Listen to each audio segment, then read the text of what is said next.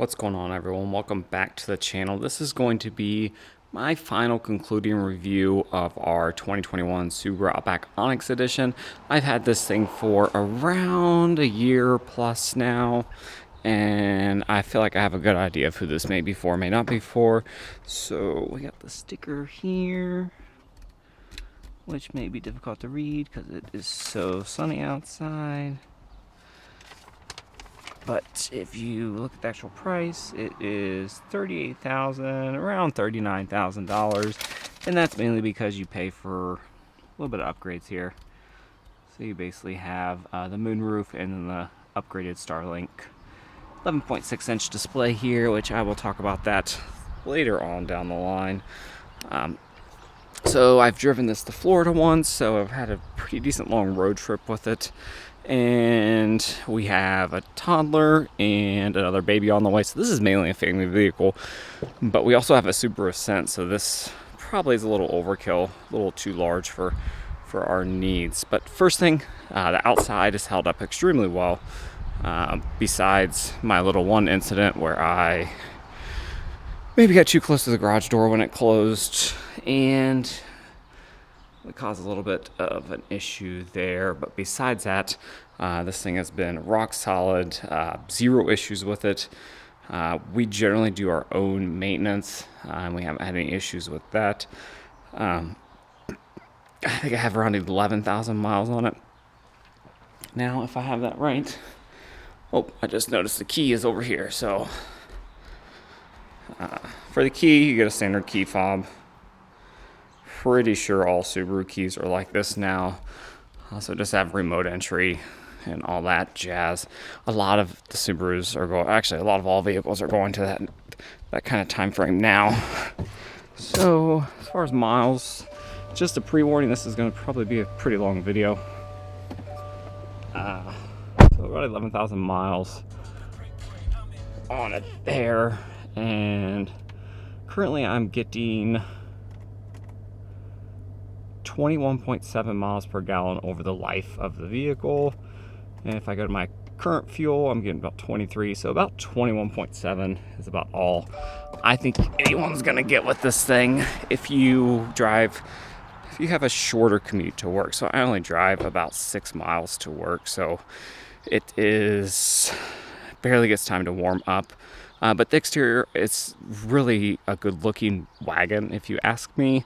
You do have the 8.7 inches of ground clearance, which is a nice feature. Last winter we did get around 10 inches once, and it had zero issues. These are not the best tires. These are the stock Yokohama tires. They are 225/60/18, and I hate the rims on this thing. I don't think Subaru makes a good looking rim since like the 2018 STIs or 2015. It's been a while, but everything else look wise on this, I would not change a single thing. I maybe get rid of the chrome. You can see there's chrome here on the side windows, or the side kind of molding there. Subaru has got rid of those on the Forester, so most of the Foresters are all black, so they may be doing that in the future, but I've been really happy with just the overall look of the vehicle. It is, I think, a unique looking vehicle out there. Sorry for the focus. I have no idea why this thing is doing that. It's got a mind of its own. The lens on this isn't very good. You do have steering adapted LED headlights, and then you have LED fog lights, which is, once you get the steering adapted ones, it's hard to go back to different just standard halogen. I don't see how people even do halogen lights anymore. But besides that, really happy. The only thing I would change exteriorly is that chrome, and I don't like these rims. Well, for one, they're really heavy. I think they're like 26 or 28 pounds, so at some point the rims will go. Actually, the tires will too. I'm going to get 245/55/18s, which is the same diameter, but it'll give me a little bit wider stance. Hopefully make it handle a little better. So speaking of handling, you get CVT transmission, which doesn't bother me. It is, if you're driving it spiritedly, like let's say I had an STI before this, before our first child, so it was So it's a little bit jarring at first to go to the CVT, but once you get used to it, it's fine. And you have the 2.4 liter turbocharged 4-cylinder. I think it's around 270 horsepower and torque. It's around very similar. So this thing has way too much horsepower for what it is.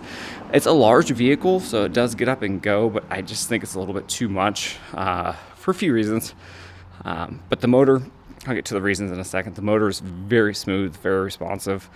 I don't really have any complaints. Easy to maintain. You got your oil filter up here. The oil is like 20 minutes, 15, 20 minutes. You can get this changed pretty easily. Top mounted intercooler, and that's it. I've not had any issues with the battery. Some of these had some issues with batteries, but I have had zero issues with mine. So I've been really happy with the engine. I no longer am hauling a trailer with about 2,500 pounds with a mower on it. So I probably would get the 2.5 liter because I'm only getting around 21.7 miles per gallon, which is well below the rating of 23 and 30, I believe, in 26 combined. So I would probably get the 2.5 if I did not need to haul anything. And I didn't care about driving. I mean, this thing is pretty fast for what it is. So that's one thing to take into account. So if you don't need the hauling or the horsepower, I would not get this actual motor. If you like to drive a little more spirited, it's good for there. But for the rest of the drivetrain, all-wheel drive is really good. Same as all Subaru all-wheel drives. They have a really, really good all-wheel drive system.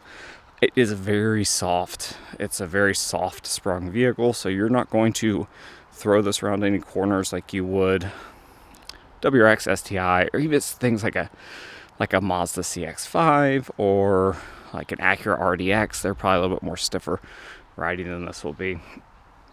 But besides that, the drivetrain's good. The brakes, I think, could use a little upgrade. I would have liked to see a little bit beefier brakes. If we come down here and take a look, these brakes are pretty small for how large this vehicle is, so be prepared to take a little bit of distance to stop. That's probably the one negative, but drivetrain's great. So now let's go to practicality. Who is this for? So I think this is for anyone that is, for one, maybe want to do a little stuff a little adventurous, go on some trails, lives here in the East Coast or somewhat mid-east where you get a decent amount of snow.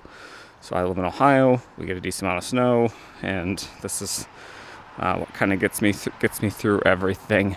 It's a great family vehicle, mainly because of how much room there is. I'll get in the interior in a second. I just hauled it massive rug, so that's like that. But for how much room is in here, you have all kinds of room for a child, 2 childs, 3 if you wanted. As long as you don't need a third row, this is one of the bigger vehicles besides the Honda Passport out there. So that's who I think this is for. If you already have a larger vehicle, like we have a Subaru Ascent, this is maybe too much. I honestly am probably going to try to get rid of it at some point because of $5 gas price. So I'd like to get something maybe like a RAV4 hybrid, or even maybe like a Crosstrek if we could pull that off. Something that's maybe a little bit smaller there. So interior. So this is where it's a very mixed bag for me on a few fronts. So I really like the Star Tech, whatever kind of. I believe it's actually one of Toyota's. It's basically a fake leather. It is held up really well. So this is probably the most used seat, and there is 0 markings or anything on it. The seats are very comfortable. I drove this to Florida, Marco Island, which is a little bit far south. It's about a 16 to 22 hour trip. The seats are very comfortable. They are both power on both sides, so that's nice. You don't have to bump up to the Limited to get that, but it's very comfortable. You got really nice materials here on the door panels. Most of it's soft, kind of a soft plastic. I believe all this is the fake leather, but it's held up really well. I do not. I take pretty good care of my stuff, but we also use it, and we have children, so it's just held up really well when it comes to that. And I actually really like the floor mats. So these are the factory floor mats that come with it. The speakers leave a little bit to be desired. You cannot get the Harman Kardon upgrade in this. I did upgrade the tweeters up here to the actual, they're straight through Subaru, they're the kicker tweeters, are like $100. It's a huge upgrade from the regular ones, and they're basically plug and play. So if you're looking to upgrade your speakers, I would do that. But it only has 6 speakers. It's not the best system out there. It's not the worst either, but it's not anything to brag about. We only paid $35,000 for it, but if you're gonna pay $38,000, I expect a little bit better speaker system. Tons of room in here, so you have large cup holders. The only negative is that this is where you can put your phone, but this gets really hot, mainly because I think that's where the transmission's at, so your phone will roast for the most part. You had a little cubby hole there, and you have a sunroof. Not a large sunroof, but it's adequate for my needs.